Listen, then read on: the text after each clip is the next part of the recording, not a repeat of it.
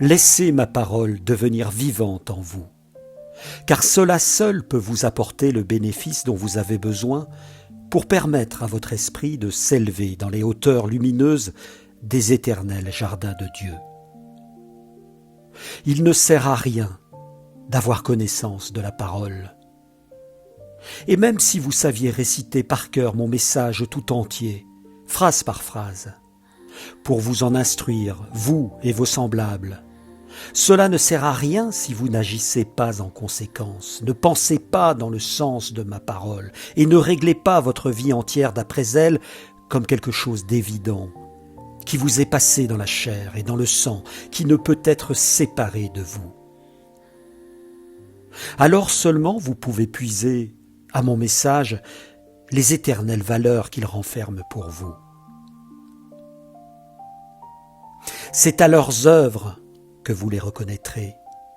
Cette parole du Christ concerne en premier lieu tous les lecteurs de mon message, à leurs œuvres, c'est-à-dire dans leur activité, dans leurs pensées, leur comportement, dans la vie quotidienne de l'existence terrestre. Vos paroles aussi font partie de votre comportement, pas seulement vos actions, car le parler est un acte que vous avez jusqu'à ce jour sous-estimé dans les effets. Les pensées en font même déjà partie. Les êtres humains ont coutume de dire que les pensées sont exemptes de taxes. Par là, ils veulent laisser entendre que terrestrement on ne peut leur demander des comptes pour les pensées, parce que celles-ci se situent à un niveau inaccessible aux mains humaines. C'est pourquoi ils jouent souvent avec les pensées de la plus frivole manière, ou plus exactement, ils jouent en pensée. Hélas, souvent, un jeu très dangereux dans la vraie illusion qu'ils peuvent en sortir indemnes. Mais en cela, ils se trompent, car les pensées aussi appartiennent à la matière dense et doivent, en tout cas, y être également dénouées, avant qu'un esprit ne puisse prendre son libre essor, dès qu'il a rompu le lien avec le corps terrestre. C'est pourquoi cherchez déjà à vibrer toujours dans le sens de mon message avec vos pensées, de sorte que vous ne vouliez que ce qui est noble, et ne descendiez dans les bas-fonds, parce que vous vous imaginez que nul ne peut le voir ou l'entendre. Les pensées, les paroles et l'acte extérieur appartiennent tous au domaine de la matière dense de cette création. Les pensées opèrent dans la matière dense de faible densité, les paroles dans la matière dense moyenne, et les actes extérieurs prennent forme dans la matière dense la plus grossière, donc la plus dense. Ces trois genres de votre comportement sont du domaine de matière dense. Mais les formes de toutes les trois sont étroitement liées entre elles. Leurs effets s'engrènent mutuellement. Ce que cela signifie pour vous, comment cela se répercute souvent de façon incisive, déterminante dans le déroulement de votre existence, vous ne pouvez dès l'abord le concevoir. Cela ne dit rien d'autre que même une pensée continuant à agir selon son genre auto-actif peut renforcer un genre similaire dans la matière dense moyenne et l'amener ainsi à des formes plus vigoureuses. De même, s'ensuivant alors, ce renforcement continue à son tour à agir, se manifestant dans la matière la plus dense en une forme visible et agissante, sans que vous paraissiez y avoir pris vous-même une part directe. Il est bouleversant de le savoir lorsqu'on connaît la frivolité et l'insouciance de ces humains de la terre dans leurs pensées. Vous participez donc, sans le savoir, à maintes actions qu'un de vos semblables ne commet que parce qu'il recevait le renforcement que je viens de vous expliquer, qui était capable de le pousser vers une réalisation dans la matière dense, de quelque chose qui jusqu'alors ne reposait en lui qu'à l'état latent, avec lequel auparavant il joua toujours uniquement en pensée. Ainsi, maint être humain de la terre se tient très souvent réprobateur devant un acte quelconque d'un de ses semblables, rejetant et condamnant celui-ci avec colère, alors que, devant les éternelles lois de Dieu, il est cependant co-responsable. Il peut, en l'occurrence, s'agir d'une personne qui lui est totalement étrangère et d'un acte que lui-même n'aurait jamais accompli dans la matière la plus dense. Approfondissez pour une fois les processus de ce genre. Alors seulement vous comprendrez vraiment que, dans mon message, je vous lance cet appel. Gardez pur le foyer de vos pensées. Vous fondez ainsi la paix et vous êtes heureux. Lorsque vous serez devenu alors assez fort dans votre propre purification, bien des crimes de tout genre, auxquels beaucoup ont été complices sans le savoir, seront moins fréquents sur la terre que jusqu'à présent. L'époque et le lieu de tels actes dont vous pouvez être complice ne jouent ici aucun rôle. Même si cela s'est produit aux antipodes de la terre, loin des lieux où vous séjournez, en des endroits que votre pied n'a jamais foulés, dont l'existence vous est parfaitement inconnue. Des apports de force nés de vos jeux de pensée aboutissent là où ils découvrent des affinités, indépendamment des distances, indépendamment de la nation et du pays. C'est ainsi que des pensées de haine et d'envie peuvent avec le temps s'abattre sur des individus, des groupes, voire sur des peuples entiers, là où elles trouvent une affinité les contraignant à des actes qui, dans leur forme ainsi déclenchée, sont entièrement différentes de ceux qui naquirent d'abord avec vos jeux de pensée. En se réalisant, cela peut alors se montrer conforme à l'intuition de l'exécutant au moment de l'acte. Ainsi, vous pouvez avoir contribué à l'exécution d'actes dont vous-même n'avez en réalité jamais envisagé l'horreur. Et pourtant, vous êtes en liaison avec eux, et une partie de la répercussion doit alourdir votre esprit, doit s'accrocher à lui tel un poids lorsqu'il se sépare du corps. Mais inversement, pouvez-vous aussi, avec bien plus de force encore, contribuer à la paix et au bonheur de l'humanité. Pouvez-vous, par des pensées pures, joyeuses, participer à des œuvres réalisées par des êtres humains qui vous sont tout à fait étrangers.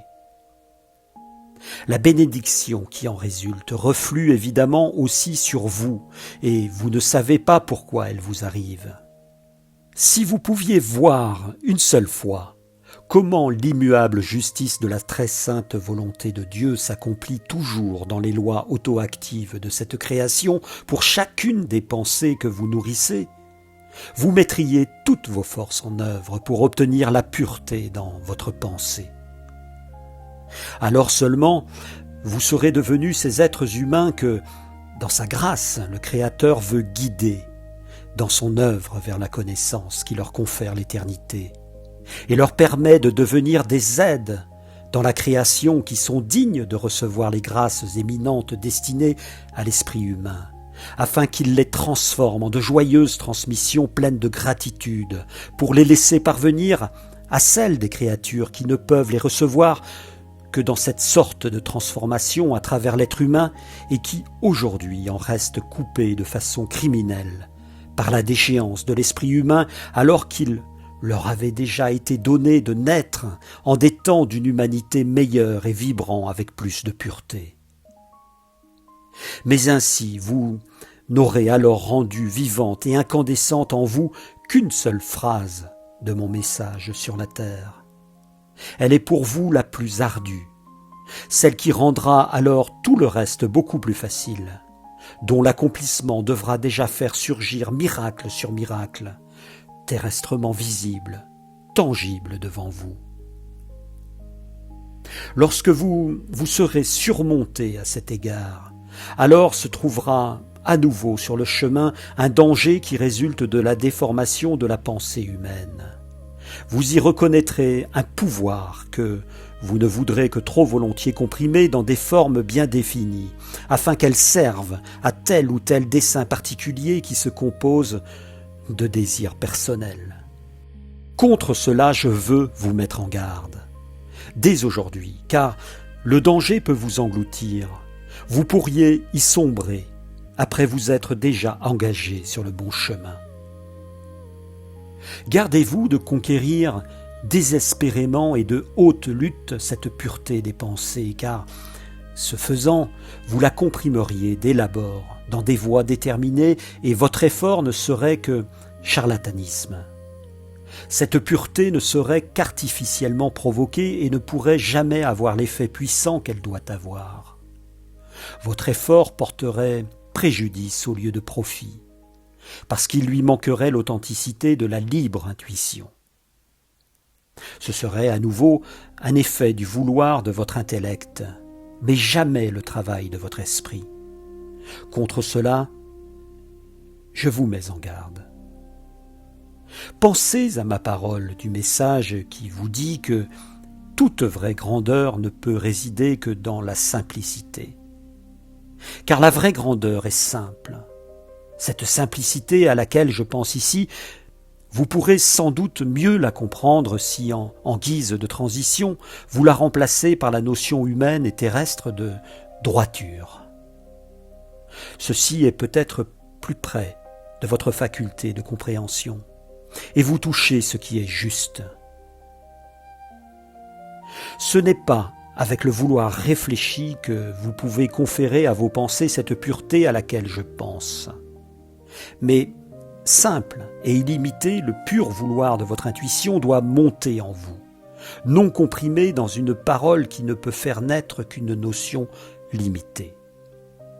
Cela ne doit pas être, mais une poussée vers le bien englobant tout, qui est capable d'envelopper vos pensées dès leur naissance, de les interpénétrer avant même qu'elles aient pu prendre forme. Voilà ce qui est juste et ce dont vous avez besoin. Cela n'est pas difficile, même beaucoup plus facile que les autres tentatives dès que vous laissez agir la simplicité, en laquelle la présomption de l'intellect, de son propre pouvoir et de sa propre force, est incapable de survenir.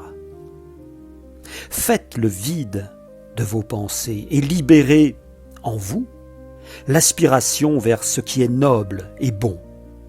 Alors vous aurez pour le penser la base qui est issue du vouloir de votre esprit et ce qui en résulte. Vous pouvez alors tranquillement l'abandonner au travail de l'intellect aux fins de la réalisation dans la matière dense la plus compacte. Jamais il ne peut se former quelque chose de faux.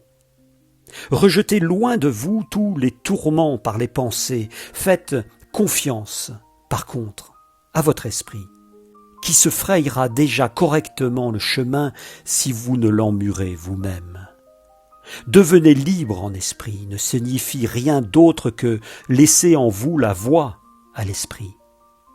Il ne peut alors rien d'autre que s'acheminer vers les hauteurs, car son genre même l'attire avec certitude vers le haut. Vous l'avez retenu jusqu'à présent de sorte qu'il ne pouvait plus s'épanouir. Ainsi avez-vous ligoté sa vibration ou ses ailes. Le terrain pour l'édification d'une humanité nouvelle que vous ne pouvez ni ne devez contourner repose dans cette seule phrase: gardez pur le foyer de vos pensées. Et c'est par cela que l'être humain doit commencer. C'est son premier devoir qui fait de lui ce qu'il doit devenir. Un exemple pour tous ceux qui aspirent à la lumière et à la vérité, qui avec reconnaissance veulent servir le Créateur à travers le genre de leur être tout entier. Quiconque accomplit cela n'a plus besoin d'autres directives. Il est tel qu'il doit être et recevra, de ce fait, sans restriction, les secours qui l'attendent dans la création et qui sans interruption le conduiront vers le haut.